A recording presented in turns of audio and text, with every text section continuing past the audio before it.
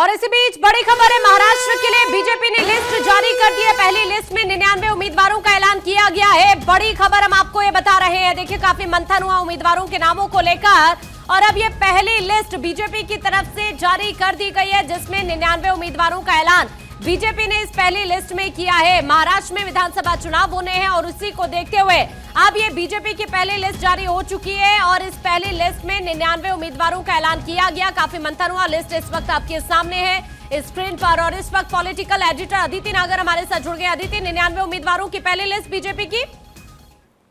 बिल्कुल, और मैं लिस्ट में देख रही हूँ कि लगातार महिलाओं पर जोर दिया गया है उम्मीदवारों के नाम में।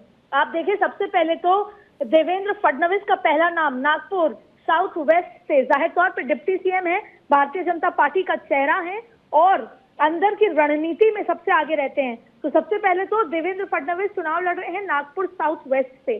फिर आया है चंद्रशेखर कृष्ण राव बानखुले का नाम, वो कमाठी से चुनाव लड़ रहे हैं। इसके साथ साथ आप देखें लगातार, क्योंकि वहां पर लाडली बहन योजना जब आई थी और महिलाओं को, देश की आधी आबादी को कैसे नरेंद्र मोदी ने अपने वोटर में कन्वर्ट किया, ये अपने आप में बहुत महत्वपूर्ण बात थी। उसी का नतीजा मध्य प्रदेश में देखने को मिला था, तमाम राज्यों में 2024 और अब महाराष्ट्र। आप देखिए, महाराष्ट्र में लगभग इस 99 लिस्ट में 10 से 12 नाम है जो महिलाओं को टिकट दी गई है, जिसमें सबसे पहले चिखली जगह है श्रीमती श्वेत विद्याधर मावले को टिकट दी गई है। आप देखें लगातार इसमें जातीय समीकरण। सबसे पहले आपको बता दें कि 16 तारीख को जेपी नड्डा के अध्यक्षता में चुनाव समिति की बैठक हुई थी। सोमवार को कोर ग्रुप की बैठक हुई थी और भारतीय जनता पार्टी ने 158 से 160 सीटों पर चुनाव लड़ने का मन बनाया था और इसके साथ साथ 99 सीटों पर अब सूची फाइनल हो चुकी है जो सामने है। इसके अलावा आपको बता दें कि 120 नामों पर लगभग मोहर लगी थी, लेकिन 20 नाम अभी रोक लिए गए हैं। और आपको एक और बात बता दें, सीट शेयरिंग का फॉर्मूला भी लगभग तय हो गया है। और इन तमाम समीकरणों में एक बात जो अमित शाह की तरफ से कह दी गई है सभी अलायंसेस को, वो ये थी कि किसी भी स्थिति में ये नहीं लगना चाहिए कि किसी सीट पर आपसी खींचतान है। एकजुटता ही वो चाबी है जो आपको महाराष्ट्र के चुनाव में वोटरों के दिल में जगह देगी। क्योंकि अगर लगा एकजुटता नहीं है, अगर लगा कि क्या पता चुनाव के बाद परिस्थितियां बदल जाए और कौन किसके खेल में चला जाए, तो महाराष्ट्र की जनता को पिछले 5 साल को देखते हुए शायद विश्वास दिलाना आसान नहीं होगा। इसलिए एकजुटता। आपको बता दें ये 99 और भारतीय जनता पार्टी की तैयारी का जिक्र करें तो कल 68 सीटों पर झारखंड पे चुनाव लड़ने का फैसला है। 66 सीटों पर लिस्ट आ चुकी है। वहीं लगभग 160 सीटों पर भारतीय जनता पार्टी चुनाव लड़ना चाहती है महाराष्ट्र में। 99 सीटों की लिस्ट आपके सामने है। साथ में जितने भी उपचुनाव थे उस पे भी लगभग सभी जगह तस्वीर साफ कर दी गई है। भारतीय जनता पार्टी ने पिछले दिनों जो भी क्लोज कॉरिडोर बैठकें की, क्लोज रूम बैठकें की, चाहे और भारतीय जनता पार्टी कार्यालय में कोर ग्रुप की बैठक की या चुनाव समिति की बैठकों में, ये सब कुछ तय हुआ और लिस्ट आपके सामने है। इसमें युवाओं के साथ साथ एक्सपीरियंस के साथ साथ जातीय समीकरण को बहुत ज्यादा मायने दिया हुआ है। मराठा कैंडिडेट्स और साथ में ओबीसी वोटर्स। जिस तरह से लिस्ट हम देख रहे हैं, आप भी लगातार जिक्र कर रही हैं महिलाओं का भी, युवाओं का भी, और आप जिस तरह पहले परफॉर्मेंस रही है कई विधायकों की, दिख भी रहा है कि ज्यादातर विधायक हैं जिन्हें एक बार फिर से पार्टी ने टिकट दिया है, उन पर फिर से भरोसा जताया है।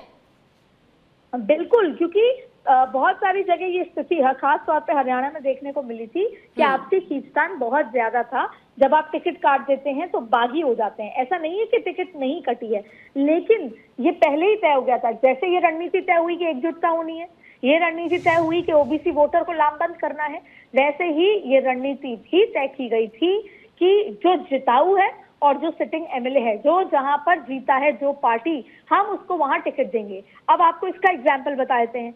एनसी, भारतीय जनता पार्टी की शिंदे वाली एनसीपी, शिंदे वाली शिवसेना, जहां पर उनका सिटिंग एमएलए है, जहां पर वो जिताऊ है, उनकी पकड़ है, वहां पर शिवसेना को टिकट दी है। वैसे ही अलायंस की बात मैं कर रही हूँ। वैसे ही अगर अजीत पवार की एनसीपी जहां पर जिताऊ है वहां और जहां पर उनका सिटिंग एमएलए है वहां पर उनको टिकट दी है और वही भारतीय जनता पार्टी के सिटिंग एमएलए की जगह उनको टिकट दी गई है।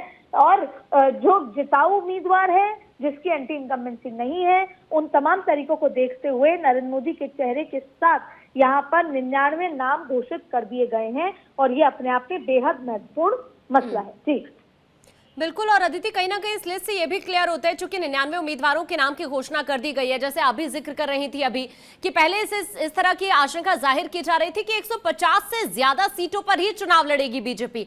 तो ये भी क्लियर है अब इस लिस्ट के बाद कि चाहे शिंदे गुट हो या फिर अजित गुट हो, बातचीत पूरी तय हो गई है। सीट शेयरिंग का जो फॉर्मूला है वो भी पूरी तरह से तय हो चुका है। बिल्कुल, देखिए 288 सीट्स की विधानसभा में 260 सीटों पर तय हो चुका था फॉर्मूला। अब आपको बता दें, महाराष्ट्र विधानसभा चुनाव भाजपा ने आज पहली सूची जारी कर दी है। पहले इसमें ये माना गया था कि 50 नाम करेंगे, फिर ये हुआ कि महाविकास आघाड़ी 200 सीटों पर तो सहमति बन गई है, ज्यादा सीटों पर अनाउंस हो सकता है और आपके सामने 99 सीटें हैं, यानी कि अलायंस पर सहमति बन चुकी है। और इससे और ज्यादा महत्वपूर्ण बात है कि 99 सीटें आ चुकी हैं। भाजपा की सीईसी की बैठक में 110 नाम तय कर लिए गए थे, यानी कि भारतीय जनता पार्टी की जब सीईसी हुई थी तो 110 नाम, यहाँ 99 नाम आए हैं। और अब आपको बता दें कि ज्यादातर मौजूदा विधायक ही हैं इस सूची में। ये अपने आप में बहुत महत्वपूर्ण बात है कि ज्यादातर मौजूदा विधायक हैं। इसके साथ साथ कुछ सीटों पर चेहरे बदले जाने के यहाँ पर नजर आ रहे हैं, कुछ मंत्रियों के टिकट भी कटते हुए यहाँ पर नजर आ रहे हैं और आगे की सूची में भी और नजर आ सकते हैं। आपको बता दें कि पहले ही सूत्रों ने कह दिया था कि भाजपा ने अपना रुख साफ कर दिया था कि वो 150 सीटों से कम पर चुनाव नहीं लड़ेगी, 150 सीटों से एक सीट ज्यादा ही लड़ेगी। और इसके बाद जो शेष बची सीटें हैं उस पर भी लगातार अंदर मंथन लगभग तय हो गया है। आपको बता दें कि चुनाव आयोग ने 15 अक्टूबर को महाराष्ट्र विधानसभा चुनाव की तारीखों का ऐलान किया था। राज्य में 20 नवंबर को सिंगल फेज में सभी 288 सीटों पर वोटिंग होनी है। 23 नवंबर को रिजल्ट घोषित होगा। महाराष्ट्र का चुनाव आगे की राजनीति के दशा दिशा और यहाँ तक कि 27 में उत्तर प्रदेश के चुनाव होने हैं, उससे पहले का जो परसेप्शन का चुनाव का सबसे बड़ा चुनाव है। दूसरी बड़ी बात है कि कई बार विपक्ष ने सवाल उठाया कि महाराष्ट्र में जिस तरह की दल टूटे, तमाम चीजें हुई, ऐतिहासिक चीज महाराष्ट्र में हुई थी। इस बार भारतीय जनता पार्टी सरकार वापस लाके सुचारू रूप से 5 साल सरकार चलाना चाहती है।